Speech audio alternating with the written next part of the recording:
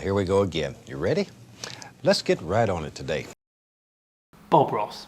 Wildly successful, hugely popular, but are his landscape paintings good? Let's put that question another way. Here is Bob Ross's The Old Mill. And here is another old mill by one of Britain's most well-loved landscape painters. Let's consider which of these would get into the Royal Academy Summer Show. I'm not sure I'm entirely qualified to answer that question, but I think we could fairly say that Bob Ross, for all his popularity, was never embraced by the art establishment as someone of particular merit and quality. Perhaps unfairly so. Somehow he just didn't add up to the measure of good. And yes, I keep doing bunny ears around good. And that, ladies and gentlemen, is because whilst I would like to suggest that I knew what good was, I'm not entirely sure I do. I feel like I'm pretending and nodding along with everybody else, and actually it's a pretty murky, tricky question. That's what I want to get into today. It seems to me that there are a number of measures of whether a painting has been successful. The first obvious one is, did you enjoy making it? Another would be, is the painting popular? You could just be happy with the job you've done. But good seems like a whole nother kettle of fish. As far as I can see, good is defined by people with some level of say. Critics, gallerists, academics. How do you get in their good books? I've been wrangling with this idea for ages because it is really fascinating. The idea of how we define something as being of worth. And I've come up with a few ideas of how we might define that, or certainly how they might define it. So yeah, let's go.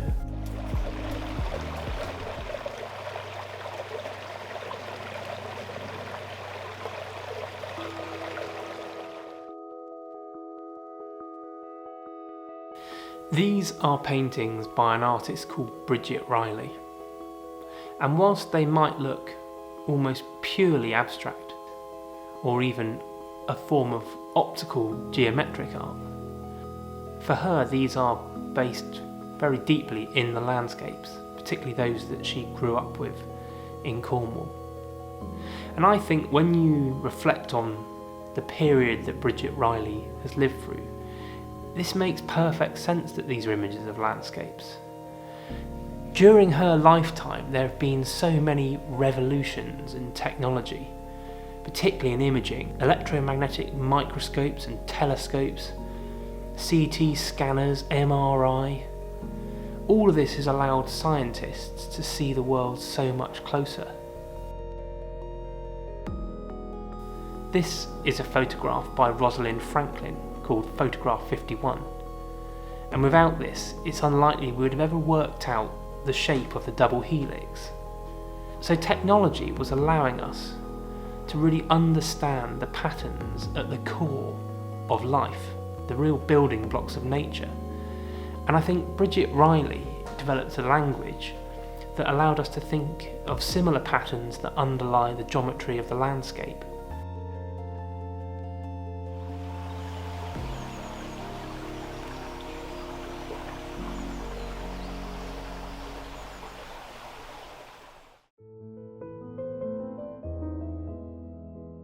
I think these days most of us are quite comfortable with the idea that a piece of art isn't just depicting something outside of us, but could be just as much about expressing who we are and how we are. Like with any piece of art, I think that this can be done to varying levels of success, but when it's done well, it is an absolute knockout. Sometimes an artist is so raw and articulate about their own internal life that something really extraordinary happens, something very human, and that is that we, the onlooker, connect very deeply with it. We really empathise. I think this is why Van Gogh remains one of our favourite landscape painters, and it's also why an artist called Matthew Wong has chimed with so many people.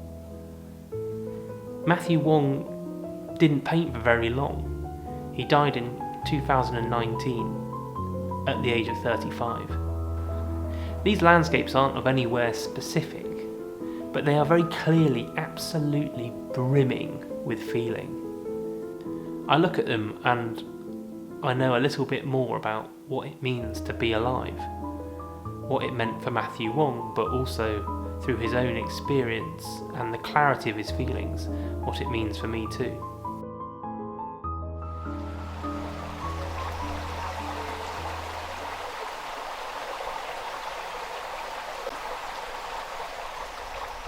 There are certain things that we've come to expect from a landscape painting, and as a result associate with beauty.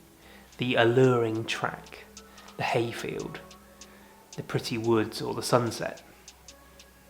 These paintings are by an artist called George Shaw of an estate where he grew up in Coventry called the Tile Hill Estate. He takes a rather dreary mid-century housing estate, the like of which is familiar to anybody all across the UK, and he casts a sort of magic over it. In the very act of painting, he's put this place on a pedestal, along with Constable's Mill and Revilius's Chalk Downs, and all our other expected ideas of beauty.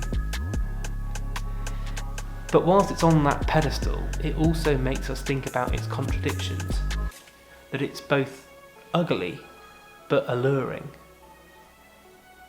His views can be very bleak, but also quite homely. I think that by telling a different story with his landscape painting, Shaw is asking us to think differently about the landscape and about what beauty is. Can we find beauty in unprepossessing places? Can these unlovely places be loved? And how does the landscape around us affect our lives and our sense of ourselves and our sense of ourselves within society?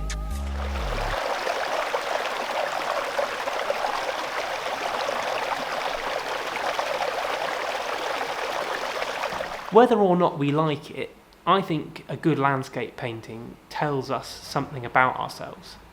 That might be something we already know, it might be something we don't know, or it might be something that we do know but we just haven't known how to say.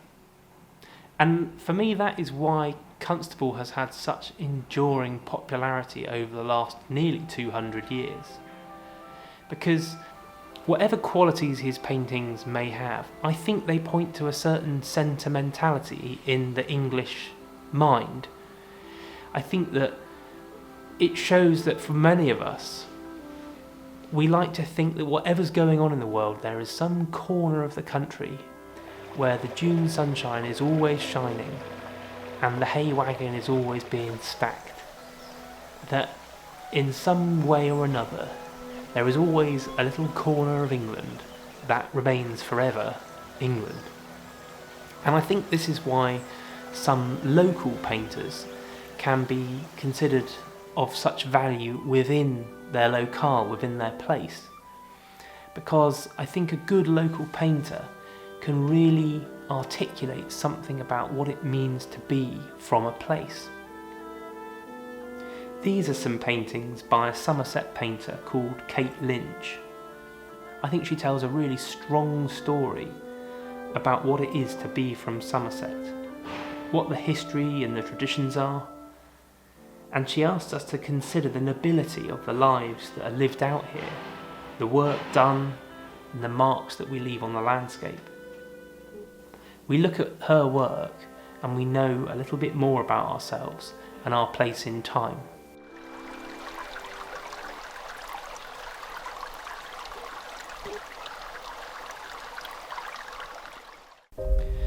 My last idea for a measure of whether a landscape can be good or not is when we look at a landscape and it's not really about a landscape at all.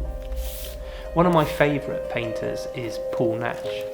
He was of that unfortunate generation who lived through both wars, and his paintings of the trenches, I think, have really formed how we as a country collectively think about the experience of the Great War. Man-made destruction, oblivion, wholesale defamation of the countryside. And then he came home and he started painting the British landscape. Except, I'm not sure that he did. A lot of the motifs of his paintings from both wars, those paintings of real destruction, the hard edges, the challenging, cold colours, the unwelcoming vistas, then just ported over to his post-war paintings. It feels like he spent the rest of his life, or certainly a good chunk of his life, unpacking the experiences he had as a young man on the Western Front.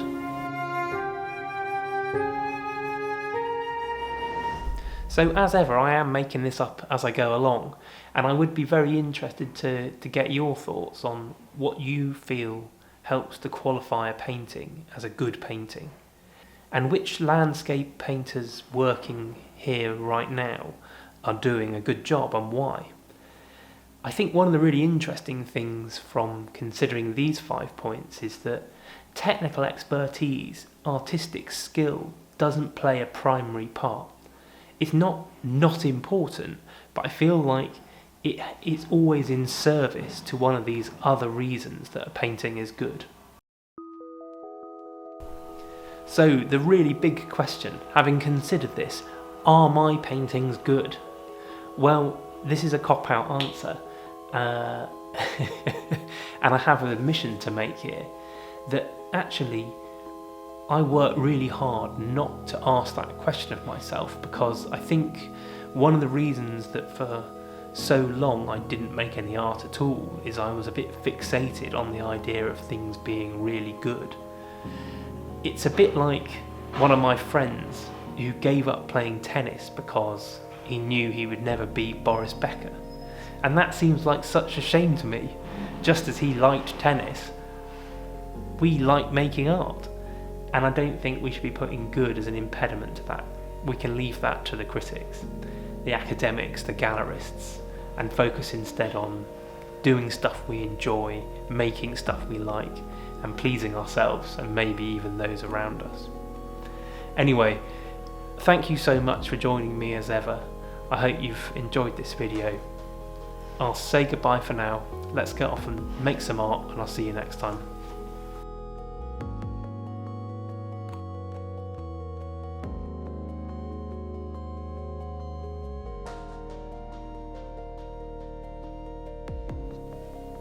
Before I shoot, I wanted to show you which of the summary scenes I turned into a greetings card. I think that the jury was very firmly in favour of Wimbumble, so that is what I've got done. I'm really chuffed with that, it looks lovely, so thanks so much for your help.